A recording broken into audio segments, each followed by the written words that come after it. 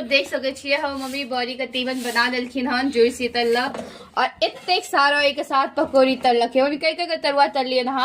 आलू को केरा का इसमें आलू है, केला है और आलू का भिंडी है, करेला के भुजिया है, करेला के भुजिया बनेलखिन हन।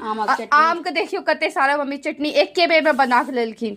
ई एक बुआर और ई एक जार, मतलब एक जार और एक कटोरी। ई आज मजे आ जाएंगे। देख सके छी हमारे घर में काल के तैयारी भ गेल छै सबटा।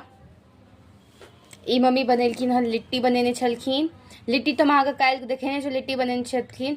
ई बड़ी ई छै तरुआ सब, केला, आलू, भिंडी, गोभी सबके ई मम्मी बनेलखिन। हमरा पसंद नहीं है अथी तो हम बड़ी के तीमन, तो हमरा में छोटका भाई के तो हमरा सब बनेलखिन हन ई भिंडी आलू के सब्जी, करेला के भुजिया, आमक चटनी, भात, ई बड़ी भात और ई छे अथी की चीज में सत्तू छे।